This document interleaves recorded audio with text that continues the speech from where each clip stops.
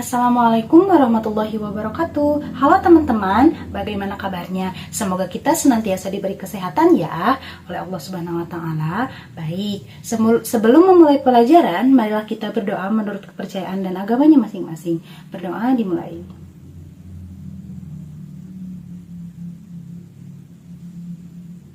Berdoa selesai. Menurut Kamus Besar Bahasa Indonesia, teks eksposisi merupakan uraian ataupun paparan yang bertujuan untuk menjelaskan maksud dan tujuan di dalam sebuah karangan.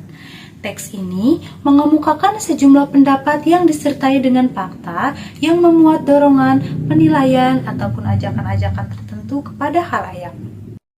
Yang kedua ada unsur-unsur teks eksposisi. Pertama ada gagasan. Gagasan merupakan suatu ide ataupun pendapat yang isinya berupa pernyataan mengenai komentar, penilaian, saran, dorongan, serta bujukan. Ciri utamanya, gagasan masih berupa opini, yang dimana kebenarannya masih bisa dipertanyakan. Contohnya, virus corona sangat berbahaya. Gugus tugas sudah bekerja dengan baik. Dua kalimat tersebut masih berupa opini ataupun pendapat yang dimana kebenarannya masih bisa dipertanyakan. Yang kedua ada fakta. Fakta adalah suatu keadaan ataupun peristiwa yang berhubungan dengan kenyataan atau sesuatu yang benar-benar ada dan terjadi. Dalam teks eksposisi, fakta juga berfungsi untuk memperkuat gagasan sehingga diharapkan bisa lebih meyakinkan khalayak. Contohnya, virus corona menyebar di Indonesia sejak tahun 2020. Penderita virus corona di Indonesia mencapai 57.000 jiwa. Kedua kalimat tersebut merupakan fakta karena kebenarannya tidak bisa dibantahkan lagi. Yang ketiga ada pola-pola pengembangan teks eksposisi. Pertama ada pola umum khusus. Pada pola umum khusus, ide pokok bagian teksnya terletak di awal paragraf, yang kemudian diikuti dengan ide penjelas. Pola ini dikenal dengan nama deduktif. Contohnya adalah sebagai berikut. Narkoba benar-benar membahayakan nasib bangsa di masa depan. Efek kerusakannya tidak hanya mengenai diri sendiri, tetapi juga orang di sekitarnya. Tidak hanya dalam skala kecil, seperti keluarga, tetapi juga dalam skala besar yang dapat menghancurkan nasib bangsa. Yang kedua ada khusus umum. Pada pola khusus umum, hal-hal yang sifatnya khusus ditulis terlebih dahulu, kemudian diikuti oleh uraian yang sifatnya umum. Bagian terakhir berfungsi sebagai simpulan ataupun ringkasan. Pola ini dikenal dengan nama induktif.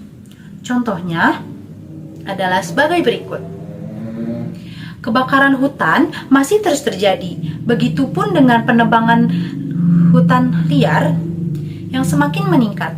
Diperburuk lagi dengan rencana pembukaan hutan lindung bagi pertambangan. Keadaan tersebut jelas menambah suram nasib hutan kita.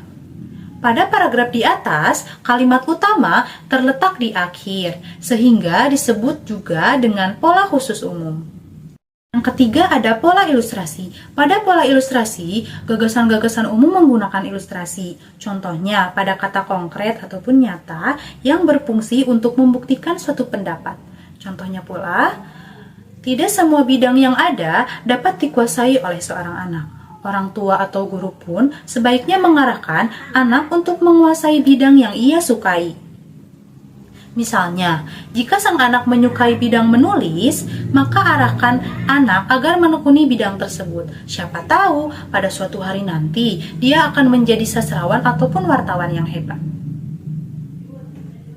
Yang keempat ada pola perbandingan. Pada pola perbandingan dilakukan sesuatu perbandingan yang ditentukan oleh perbedaan ataupun kesamaan berdasarkan aspek tertentu. Contohnya adalah sebagai berikut. Perlu adanya kerjasama dari berbagai komponen agar pendidikan semakin baik dan maju. Seperti halnya pada bangunan yang akan berdiri kokoh jika semua komponen bersatu padu.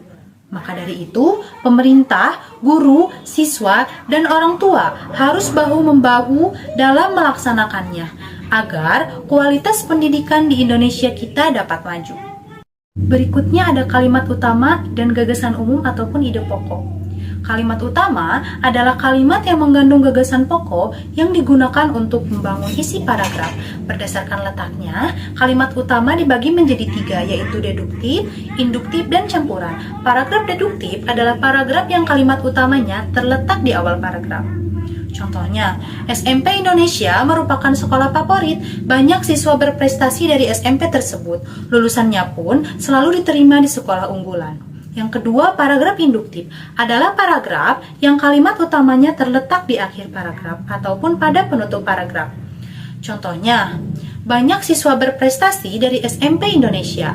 Lulusannya pun selalu diterima di sekolah unggulan. Tidak heran, SMP Indonesia merupakan sekolah favorit. Selanjutnya, paragraf campuran adalah paragraf yang kalimat utamanya terletak di awal dan juga akhir paragraf. Pada paragraf ini terdapat 2 kalimat utama. Kalimat terakhir paragraf ini merupakan penegasan ulang dari pernyataan yang dikemukakan dalam kalimat pertama. Contohnya, SMP Indonesia merupakan sekolah favorit. Banyak siswa berprestasi dari SMP tersebut. Lulusannya pun selalu diterima di sekolah unggulan. SMP Indonesia selalu menjadi sekolah percontohan. Berikutnya ada gagasan umum ataupun ide pokok. Adalah kalimat yang menjadi inti suatu paragraf. Ide pokok juga bisa ditentukan dengan 2 cara, antara lain yang pertama, ringkas kalimat utama namun dengan catatan tidak boleh mengubah makna yang terdapat di dalam kalimat utama. Contohnya, bunga mawar itu indah diringkas menjadi bunga mawar indah. Yang kedua, ditulis sama dengan kalimat. Artinya, kalimat utama tidak bisa diringkas karena pada saat diringkas menyebabkan makna yang berbeda. Struktur teks eksposisi yang pertama ada tesis.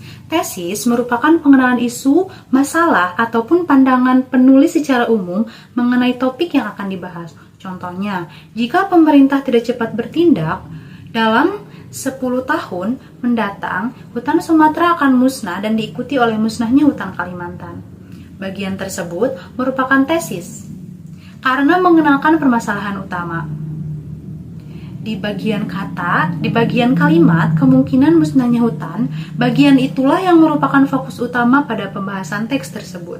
Yang kedua, rangkaian argumen ataupun argumentasi, merupakan sejumlah pendapat atau argumen penulis sebagai penjelasan atas tesis yang dikemukakan sebelumnya.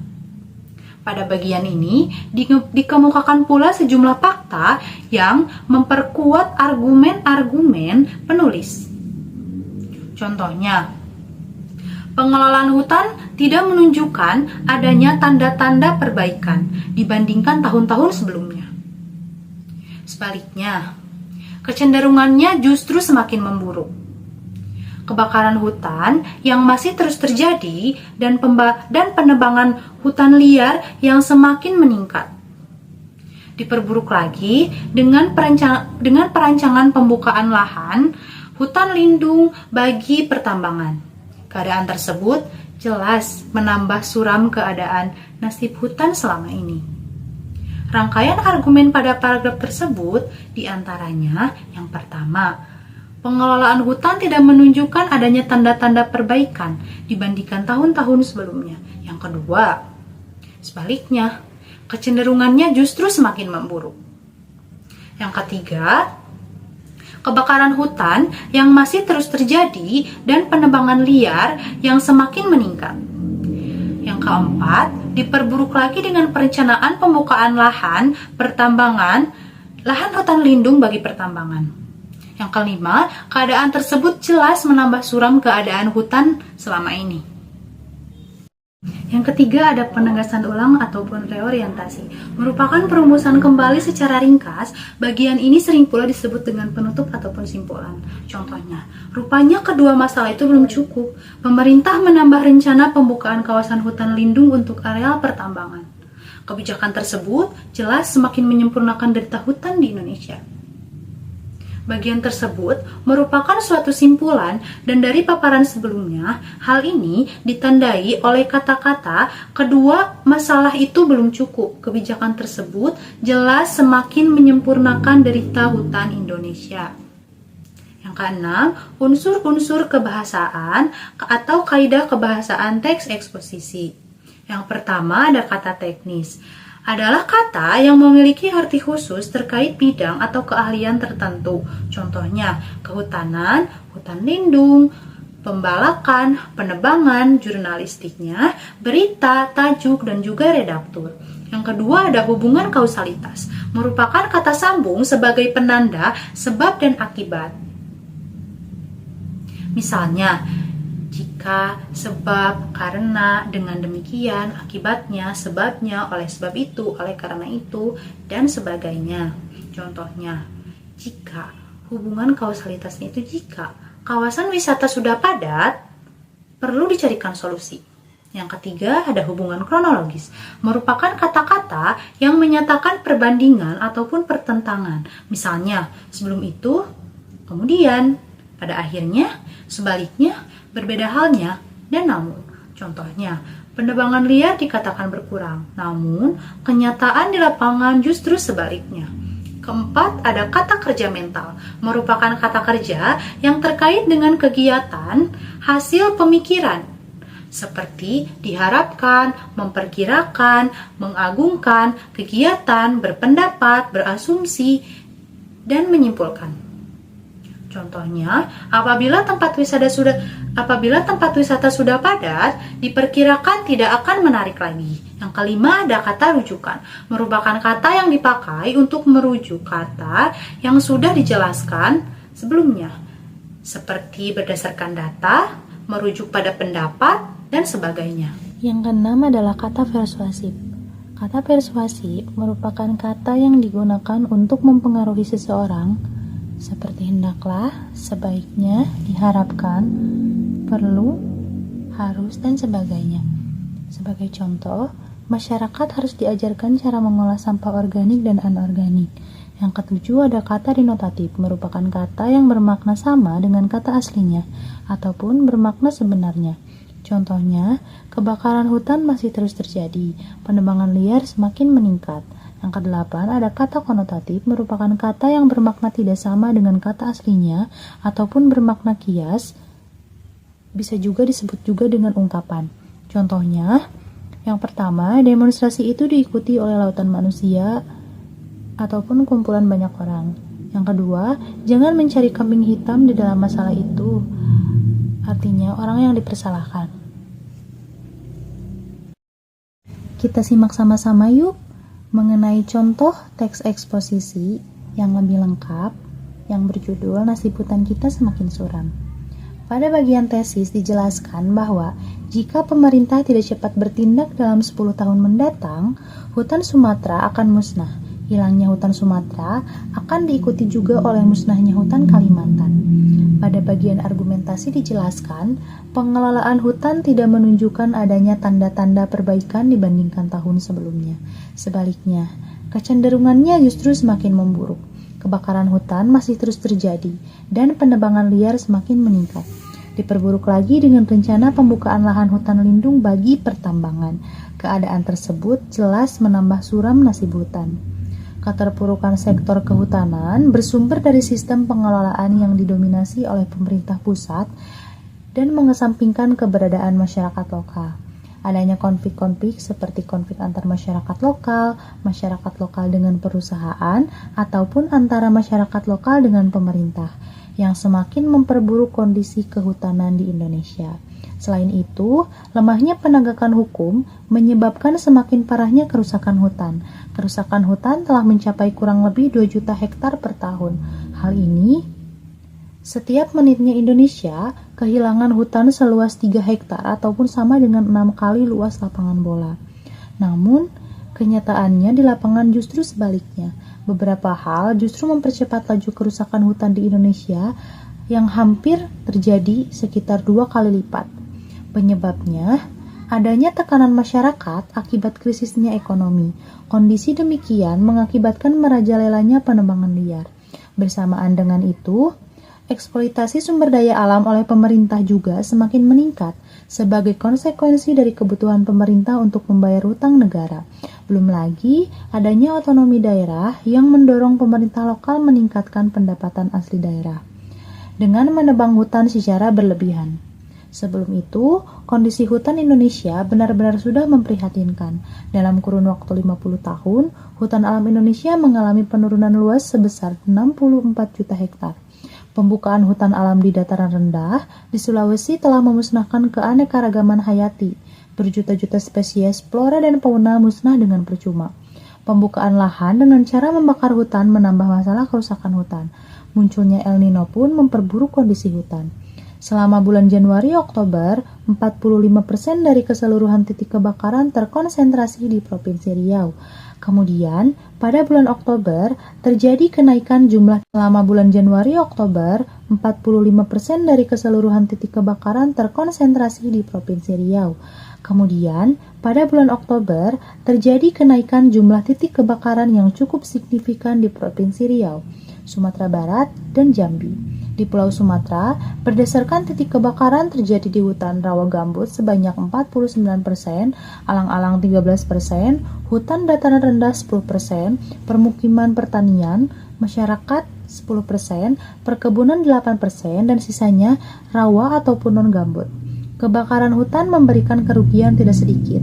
Pada tahun 1997 diperkirakan kerugiannya sebesar 2,4 triliun. Selanjutnya, pada bagian reorientasi ataupun penegasan ulang, dijelaskan rupanya kedua masalah itu belum cukup. Pemerintah menambah masalah lagi dengan rencana pembukaan kawasan hutan lindung untuk areal pertambangan. Kebijakan tersebut jelas semakin menyempurnakan derita hutan Indonesia. Teks eksposisi merupakan jenis teks yang bertujuan untuk menginformasikan ataupun menjelaskan suatu topik tertentu kepada pembaca maupun pendengar.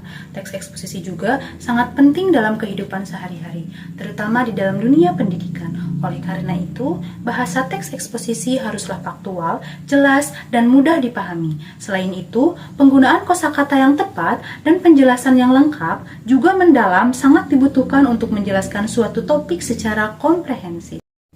Dari paparan yang sudah tadi saya sampaikan, apakah dapat dipahami teman-teman? Baik, banyak berlatih di rumah ya, dimulai dari kata-kata sederhana saja. Terlambat itu mengejar teman-teman. Jangan hanya diam di tempat dan semakin tertinggal.